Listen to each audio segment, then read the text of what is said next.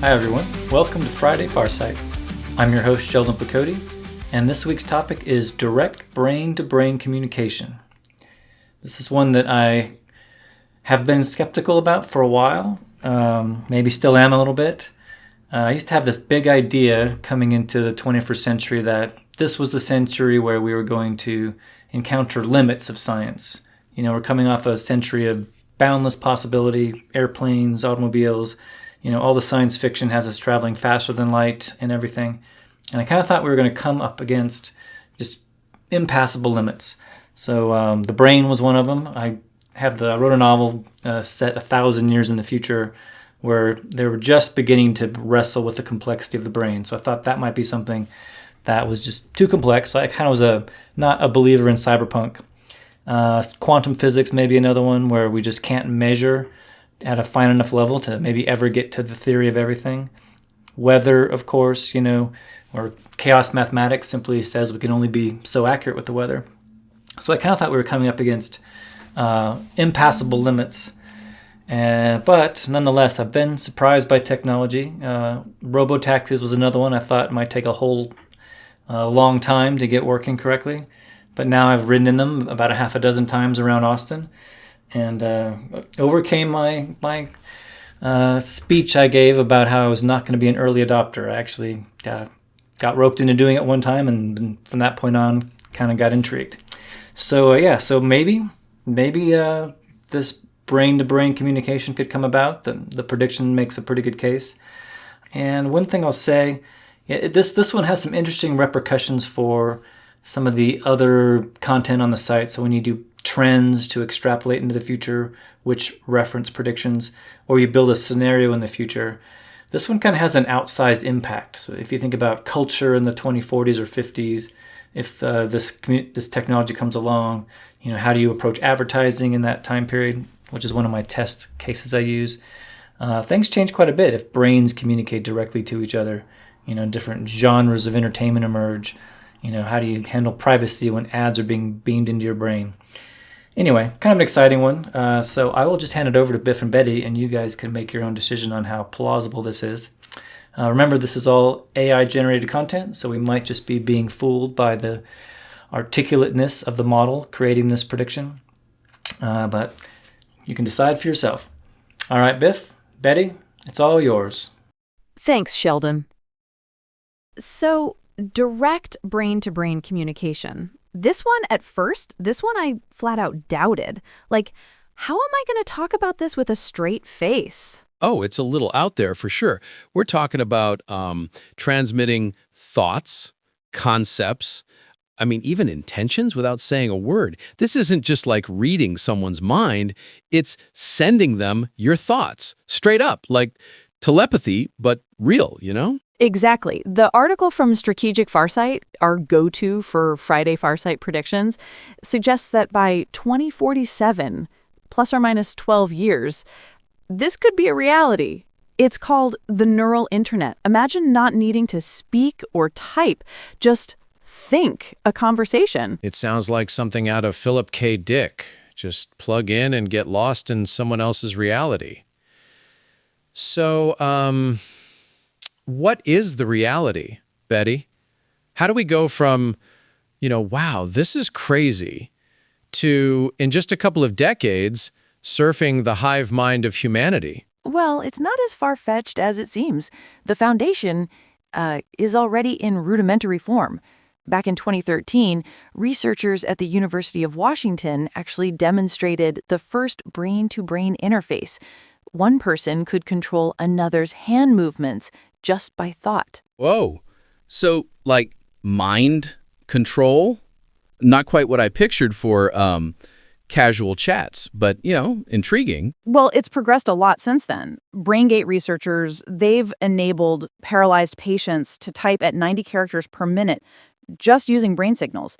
And Neuralink, they've shown patients playing chess and controlling computer cursors with implants. So we're already decoding some neural signals. Yeah. Elon Musk, he's already, broadcasting his brain waves into just about everything. He's talking about Neuralink achieving telepathy within the decade. That's pretty bold. But Is it real telepathy or just like glorified remote control? Well, that's the crucial distinction. Current systems are, as you say, glorified remote controls. They decode motor intentions, basic commands, but transmitting semantic content, like words or complex concepts, that's the next huge hurdle. Neuroscientist Miguel Nicolelis, he puts it plainly. We are still in the very early stages of understanding how to decode complex thoughts. So it's not like I'm going to be sending you my reflections on the collected works of Montaigne. Not just yet. Not yet. The path to semantic brain-to-brain communication involves a few key challenges. First, neural signal acquisition. Our brains have 86 billion neurons, trillions of connections. Current brain-computer interfaces, or BCIs, they typically record from hundreds of neurons. To decode speech, Meta's research suggests you need to record from thousands simultaneously with millisecond precision. Companies like Kernel and Paradromics are working on these next-gen interfaces with tens of thousands of recording sites. Okay, so like upgrading the antenna. Got it. What about actually figuring out what all that brain static means? That's the second big one. Decoding complex thoughts. The challenge is thoughts don't map neatly onto neural firing patterns. The same thought can produce different neural signatures across individuals or even in the same person over time. So it's not just about more data. It's about, understanding the language of the brain itself. It's like trying to translate a language you've never seen before, like, say, ancient Egyptian hieroglyphs without a Rosetta Stone. And it's a different language every time you link up a new brain. Precisely. And the third challenge is signal transmission and encoding. Once you decode a thought, how do you transmit it to another brain and make sure it creates a meaningful perception? Current approaches use electrical or magnetic stimulation for simple sensations, but getting that complex semantic understanding across is incredibly difficult. We need a full duplex system, you know? Yeah, so broadcasting, but also receiving and understanding makes sense. But, this sounds super invasive. Are we talking about, like, everybody getting brain surgery for this? Initially, yes. The article notes that early adopters will likely need surgical implantation of electrode arrays, and that brings us to the skeptical perspectives, which are, totally valid. Some experts like Ray Kurzweil are optimistic, predicting brain-to-brain comms by 2030, but others like Antonio Damasio are far more conservative, suggesting 50 to 100 years. See, that's what I'm talking about. We've heard these 10-year timeline predictions for advanced BCIs for decades, and they just haven't panned out. Neuroscientist Rafael Yuste, he actually warns that the complexity of neural codes may make true thought reading impossible. So, why should we believe this 2040s prediction then? Good question, Biff. And the article addresses it directly. There are several factors suggesting the 2040s timeline is actually realistic. First, AI advances. Modern machine learning techniques are orders of magnitude more sophisticated than they were even a decade ago. They can recognize patterns in neural data that were, previously just noise. That's a game changer. Okay, so AI, we're using simulated neural tissue to understand real neural tissue. And eventually this simulated neural tissue becomes humanity's telepathic superhighway. What could possibly go wrong? Well, Biff, it's not so different than the universal model of language that emerged from Google's work on text translation a decade ago. Oh, right, the interlingua, they called it. It kind of surprised the scientists themselves, if I'm remembering correctly. They trained the model on all these pairs of translations, English to Japanese, English to Korean, and then, as if by magic, the model was able to translate between Japanese and Korean, a pair of any two languages it had seen, regardless of whether there were direct translations in the training data. Precisely. We're talking about something similar for thought. We'll be using ever more advanced AI techniques to translate brain activity into, Possibly an interlingua that goes beyond just words to include feelings and the five senses. Whoa. You said it earlier, but I think I'm just beginning to get what we mean here when we talk about transmitting thoughts. What about the hardware for this? You mentioned surgery. I'm guessing my neocortex isn't Bluetooth compatible? That's the second factor driving the 2040s timeline. Engineering progress. We've seen dramatic advancements in miniaturization, wireless power transmission, and biocompatible materials. This makes long-term neural implants much more feasible and safer, you know? They won't just, degrade after a year or two. Okay, so the hardware's on track, and I guess the money train is rolling now, too. Absolutely. That's the third point, investment scale. The level of commercial and government investment now flowing into neurotechnology, it just dwarfs previous efforts. So basically, we're throwing all the best minds and money at it, and the tech's finally catching up. But hold on, this is all sounding too easy. What makes us so sure the money and, hope is going to translate into results? Well, what we're seeing is convergent progress. Advances in multiple fields, AI, material science, surgical robotics, and computational power. They're all converging to enable breakthrough applications simultaneously. It's not just one area making strides. Okay, that makes some sense. So what then is driving all this investment besides, the cool factor?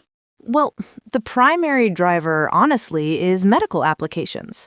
Think about patients with locked-in syndrome or those with ALS or stroke victims. This technology could give them a voice, a way to communicate that's currently impossible. The FDA is even expediting approval pathways for breakthrough medical devices in this field. It's a massive, compelling market. And clearly that's a worthy use of research money. I was afraid you were going to say pornography. I don't think that's a near-term use case, or entertainment in general. Entertainment won't be practical until there's a large user base, which will depend on non-invasive versions of the technology. Another area of current interest, beyond medicine, is defense. DARPA, for example, has invested heavily in brain-computer interfaces. They're looking to enable soldiers to communicate silently and control multiple systems simultaneously. Imagine, a commando unit, all linked, no talking.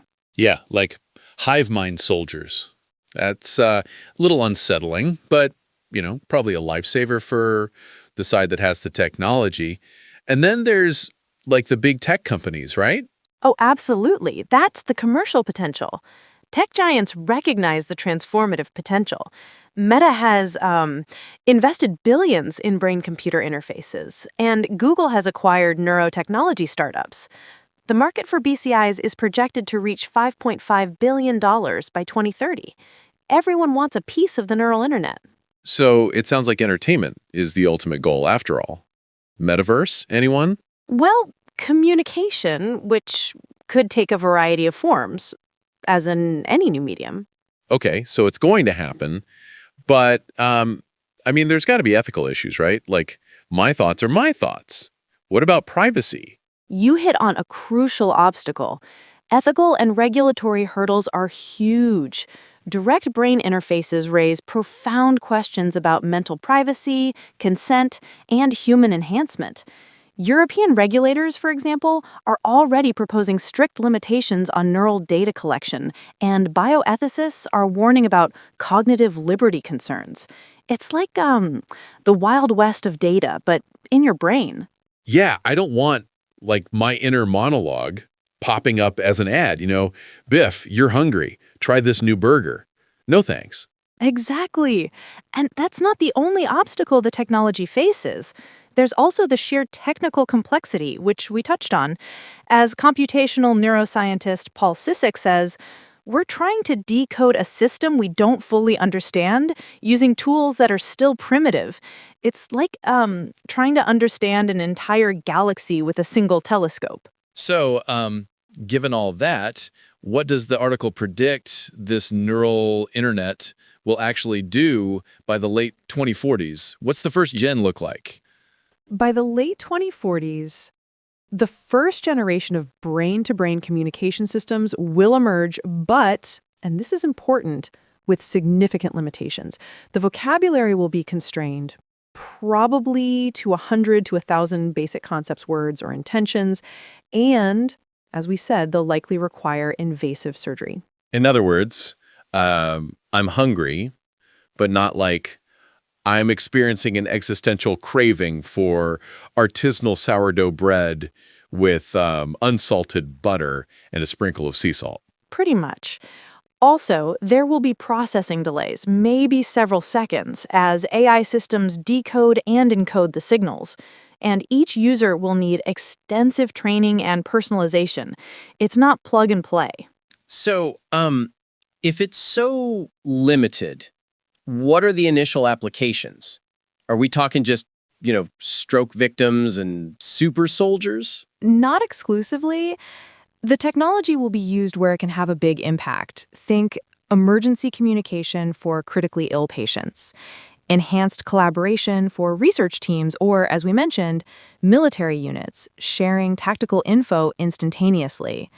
Accessibility applications, giving individuals with communication disabilities new forms of expression.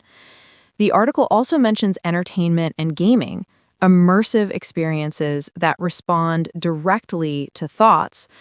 But we can assume those won't be a big part of culture until BCIs become less invasive, like with nanotechnology or something. Though, again, that seems like where we're always headed, inhabiting someone else's mind. We just keep finding better and better ways to do it. Plato and Cervantes both warned about the power of the written word. Then there was TV and video games, and now social media, all invading the self, colonizing it from the outside. This neural internet, it's going to be totally next level by comparison. It has to be. Like the start of something truly monumental, right? Absolutely. These early systems will be crude compared to natural speech. The article compares it to early telegraph systems versus modern internet communication. But they will establish the foundation for more sophisticated neural communication technologies that could emerge by the 2060s. So what you're saying is this isn't just a cool gadget. It's like an evolutionary step for humanity. That's exactly it, Biff. The achievement of direct brain-to-brain communication will mark a watershed moment in human evolution. It will be the first time our species transcends the limitations of vocal and gestural communication that have constrained us for millennia. While initial implementations will be limited, they will open pathways to forms of human connection and collaboration that we can barely imagine today. It's totally mind-blowing. Mind-blowing indeed. Or mind-melding. Seriously, the possibilities are almost impossible to imagine. It's a lot to take in, but incredibly exciting. And that's all the time we have for this week's Friday Far Sight. Thanks for joining us. You can find the full prediction article and more like it at strategicfarsight.com. See you next time.